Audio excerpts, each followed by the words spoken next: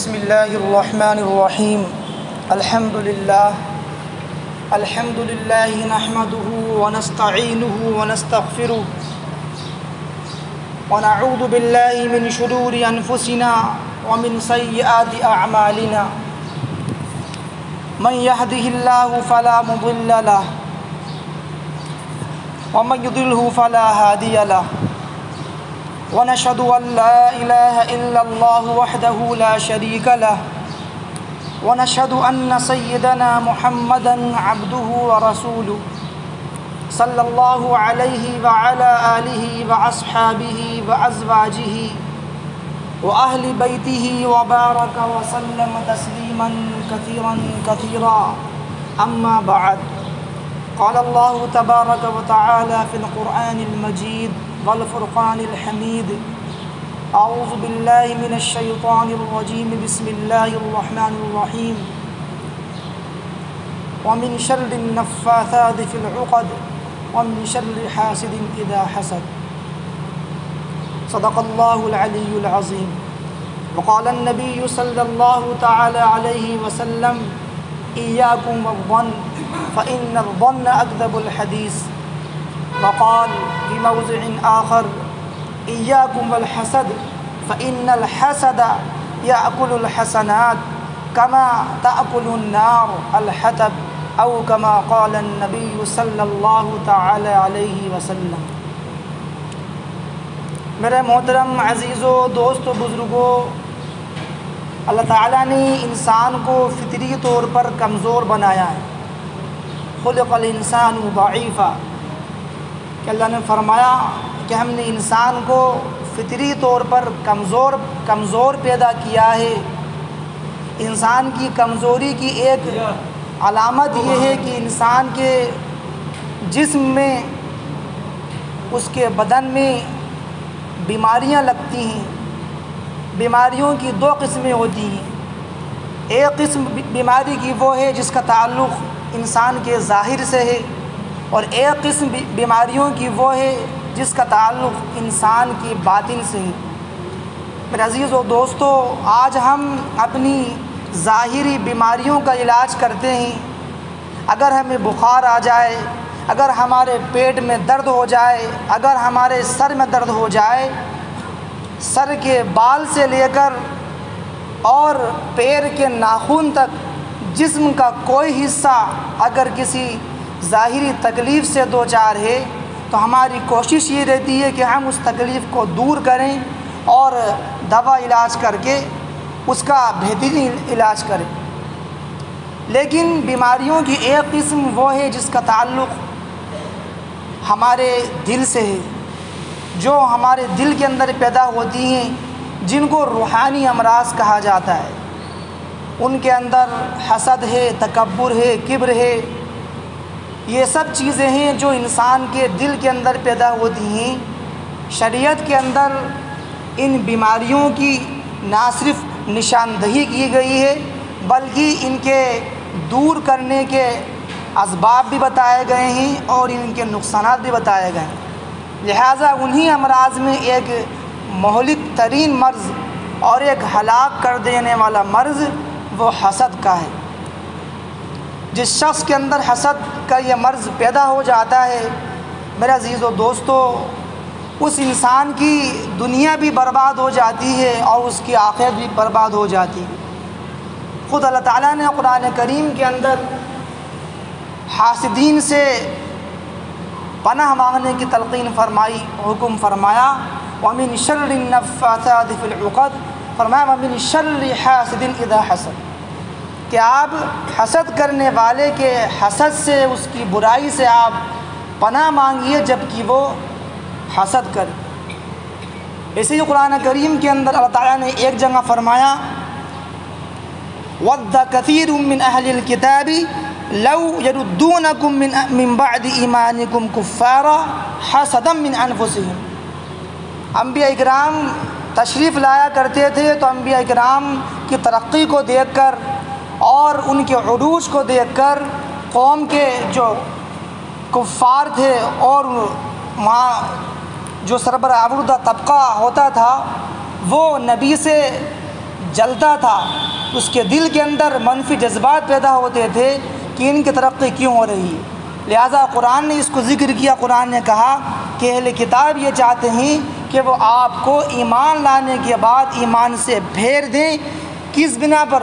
کفارا حسدا من عند انفسہم، اس حسد کی بنیاد پر جو ان کے دلوں کے اندر پنپ رہی ہے اور پیدا ہو رہی ہے۔ ایسے ہی عزیز و دوستو، حسد کے معنی کیا ہوتے ہیں میں اس کو سمجھنا چاہیے۔ حسد کہتے ہیں کہ کسی کو کسی نعمت میں دیکھ کر، خواہ وہ نعمت دنیاوی ہو یا دینی ہو، کسی شخص کو کسی نعمت میں دیکھ کر یہ تمنا کرنا اور یہ خواہش کرنا کہ اس سے یہ نعمت زائل ہو جائے اور ختم ہو جائے، میرے پاس خواہ وہ نعمت آئے جانا ہے، اس کو حسد کہتے ہیں، اور یہ بہت خطرناک مرض ہے۔ اسی سے ملتی جلتی ایک چیز وہ غیبتہ ہے اور رشک ہے، جس کی شریعت کے اندر تعریف کی گئی ہے۔ اور غیبتہ کے معنی یہ ہوتے ہیں کہ آدمی کسی شخص کو کسی نعمت میں دیکھ کر آدمی یہ تمنا کرے، یہ خواہش کرے کہ فلاں کے بعد فلاں کے پاس یہ نعمت ہے، اللہ تعالیٰ مجھے بھی یہ نعمت عطا فرما دے، اور اس کے دل میں یہ نہ ہو کہ اس سے وہ نعمت چھن جائے۔ فرمایا کہ یہ غیبتہ ہے اور یہ رشک ہے، یہ پسندیدہ عمل ہے، بلکہ مستحب عمل ہے۔ دینی امور کے اندر اور دینی کاموں کے اندر ہمیں چاہیے کہ ہم ایک دوسرے سے رشک کریں اور ایک دوسرے سے اعمال صالحہ کے اندر اور نیک کاموں کے اندر وہ ہم آگے بڑھیں۔ لیکن میں عزیز و دوستو، اگر یہی چیز جو ہے دنیاوی معاملات کے اندر آ جائے اور آدمی کے دل میں یہ بات آ جائے کہ فلاں کے پاس گاڑی ہے، فلاں کے پاس مکان ہے، فلاں کے پاس جو ہے پلاٹ ہے، فلاں کے پاس کتنا مال ہے، اس کے پاس سے وہ ختم ہو جائے، میرے پاس آئے یا نہ آئے، اسی کا نام حسد ہے اور اسی کا نام کینہ ہے، اور اسی سے جو ہے بغض اور کینہ جیسے امراض بھی پیدا ہوتے ہیں۔ لہذا حدیث شریف کے اندر اللہ کے نبی نے صراحت سے آپ نے فرمایا ایاکم والظن فإن الظن اکذب الحدیث، کہ بدگمانی سے بچو، اس لیے کہ بدگمانی سب سے بڑا جھوٹ ہے اور سب سے بڑا جھوٹ ہے۔ آج ہم معمولی باتوں کی بنیاد پر اپنے اعزاء سے، اپنے اقارب سے، اپنے دوستوں سے، اپنے رشتہ داروں سے، میرے دوستوں آج ہم حسد لے کے بیٹھ جاتے ہیں کہ فلاں نے ہم سے یوں کہہ دیا، فلاں نے ہم سے یوں کہہ دیا، اور فلاں یوں کرتا ہے، اس بنیاد پر قطع تعلق ہو جاتا ہے اور رشتہ داریاں ختم ہو جاتی ہیں۔ لہٰذا اس چیز سے بچنے کی ضرورت ہے۔ ایسے ہی فرمایا اللہ کے نبی نے حدیث کے اندر ایاکم والحسد فإن الحسد یأکل الحسنات کما تأکل النار الحطب، فرمایا کہ حسد سے بچو، اس لیے کہ حسد یہ نیکیوں کو اس طرح کھا جاتی ہے کما تأکل النار والحطب، جیسے کہ آگ لکڑیوں کو کھا جاتی ہے۔ ہم کتنے اعمال کر لیں، ہم بڑے جو ہے نفلی اعمال کر لیں اور ہمارے پاس بہت زیادہ نوافل ہو جائیں، نفلی روزے ہو جائیں، میرے دوستوں صدقہ اور خیرات ہو جائے اور حج اور عمرے کی ہمیں سعادت نصیب ہو جائے، لیکن اگر ہمارے دل کے اندر کسی کے تعلق سے حسد ہے، کسی کے تعلق سے کینہ ہے، کسی کی زوال نعمت کی تمنا ہمارے دل کے اندر ہے کہ اس سے یہ نعمت چھن جائے، تو یہ تمام اعمال انسان کے رائگاں ہیں اور بے فائدہ ہیں، اور اس کو نہ ان کا بدلہ آخرت میں ملے گا، نہ اس کا بدلہ اس کو یہاں ملے گا۔ فرمایا اللہ نبی نے کہ اس کی نیکیوں کو، اس کی مثال ایسی ہے جیسے کہ کما تأکل النار الحطب، جیسے کہ آگ لکڑی کو کھا جاتی۔ ایسے ہی فرمایا اللہ کے نبی نے حدیث کے اندر لا یجتمع فی قلب عبد الایمان والحسد، کہ کسی ایمان والے کے دل کے اندر فرمایا کسی ایک عبادت گزار بندے کے دل کے اندر ایمان اور حسد جمع نہیں ہو سکتا۔ یہ ناممکن سی بات ہے کہ بندہ جو ہے اللہ کی اطاعت کرنے والا ہو، اللہ کے احکامات کو پورا کرنے والا ہو، اور وہ اللہ سے اس کا تعلق ہو، اور اس کے دل کے اندر حسد ہو، اس کے دل کے اندر کینہ ہو۔ ایک روایت فرمایا اللہ کے نبی نے کہ تمہارے اندر گزشتہ قوم کی ایک بیماری چپکے سے داخل ہو گئی ہے۔ آپ نے فرمایا وہ بیماری وہ حسد ہے اور کینہ ہے۔ پھر آپ نے فرمایا کہ تم لوگ جنت میں ہرگز داخل نہیں ہو سکتے جب تک کہ تم ایمان والے نہ ہو جاؤ، اور فرمایا تم ایمان والے نہیں ہو سکتے جب تک کہ تم آپس کے اندر محبت قائم نہ کر لو، آپس کے اندر ایک دوسرے کے ساتھ خیر خواہی کا معاملہ نہ کر لو۔ اور آپ نے مزید فرمایا کہ میں تمہیں بتاؤں وہ چیز جس سے آپس کے اندر محبتیں قائم ہوتی ہیں، جس کے ذریعے سے آپس کے اندر دل جڑتے ہیں اور محبتیں برقرار رہتی ہیں، اور ایک صالح اور نیک معاشرے کی بنیاد پڑتی ہے۔ آپ نے فرمایا افشوا السلام بینکم، آپس میں سلام کو عام کرو، کہ سلام کو آپس میں عام کرو۔ جتنا آپس میں سلام کو عام کیا جائے گا اور جتنا جو ہے آپس کے اندر سلام کو رواج دیا جائے گا، میں عزیز و دوستو، اتنے ہی ہمارے دلوں کے اندر محبتیں بڑھیں گی، آپسی رنجشیں، آپسی کدورتیں اور دشمنیاں وہ ختم ہوں گی اور محبتوں کو فروغ ملے گا۔ ایسی ہی حدیث فرمایا اللہ کے نبی نے، ایک حدیث کے اندر اللہ کے نبی نے فرمایا، حضرت انس راوی فرماتے ہیں ایک مرتبہ اللہ کے نبی تشریف فرماتے، اللہ کے نبی نے فرمایا ابھی کچھ دیر کے بعد تمہارے پاس ایک شخص آئے گا جو جنتی ہے، یعنی اس کی اعمال اتنے زیادہ اچھے ہیں کہ اللہ تعالیٰ نے اپنے نبی کو دنیا کے اندر اس شخص کے جنتی ہونے کا پروانہ دے دیا۔ وہ شخص آئے، ان کے داڑھی سے وضو کا پانی گر رہا تھا اور ان کے ایک ہاتھ میں چپل تھی، وہ آئے اور آ کر بیٹھ گئے۔ ایسے ہی دوسرے دن بھی آپ نے پھر وہی بات فرمائی کہ ابھی تمہارے درمیان ایک ایسا شخص آئے گا جو جنتی ہے۔ ایسے ہی 3 دن تک اللہ کے نبی نے برابر انہی شخص کے بارے میں یہ بات فرمائی کہ ایک شخص آئے گا جو جنتی ہے۔ حضرت عبداللہ بن عمرو بن عاص رضی اللہ عنہ وہاں موجود تھے۔ انہوں نے سوچا ایسا ان کا کون سا عمل ہے کہ اللہ کے نبی نے ان کو خوشخبری سنائی جنت کی۔ چنانچہ وہ ان کے پاس گئے اور ان سے بہانہ بنایا اور کہا کہ میرے والد سے جھگڑا ہو گیا ہے اور میں چاہتا ہوں کہ میں آپ کے پاس چند دن رہوں۔ انہوں نے بخوشی قبول کر لیا۔ حضرت عبداللہ ان کے ساتھ 3 دن تک برابر رہے، 3 دن اور 3 رات ان کے ساتھ مسلسل رہے، لیکن فرماتے ہیں میں نے ان کا کوئی عمل ایسا نہیں دیکھا۔ ان کے تمام اعمال معمولی تھے، ہاں بس یہ ہے کہ تھوڑا ذکر کر لیا کرتے تھے، رات میں اٹھتے تو اللہ کی تسبیح بیان کر لیا کرتے تھے، اور اس کے علاوہ کوئی مزید میں نے ان کے اعمال نہیں دیکھے۔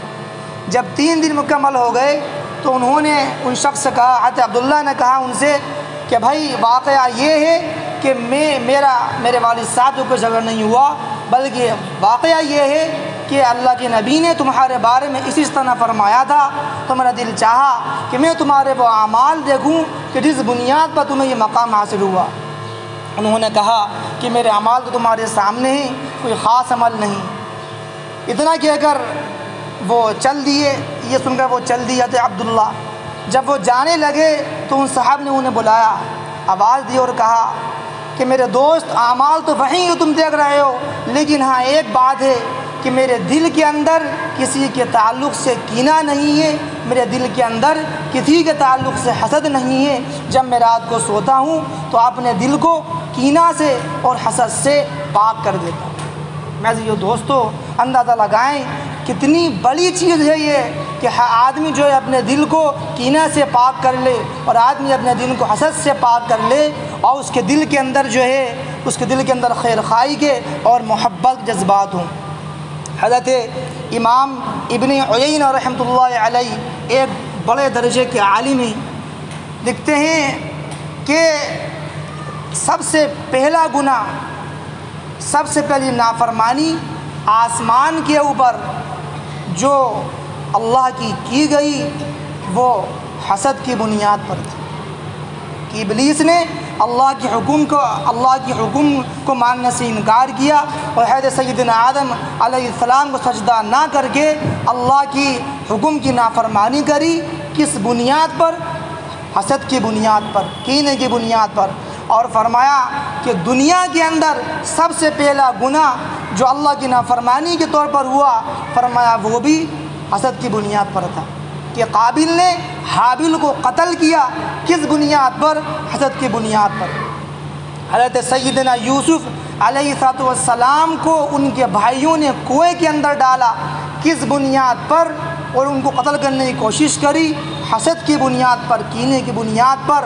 اللہ کے نبی کو ستایا گیا، پریشان کیا گیا، آپ پر آزمائشیں آئیں اور آپ پر سحر کیا گیا، جادو کیا گیا.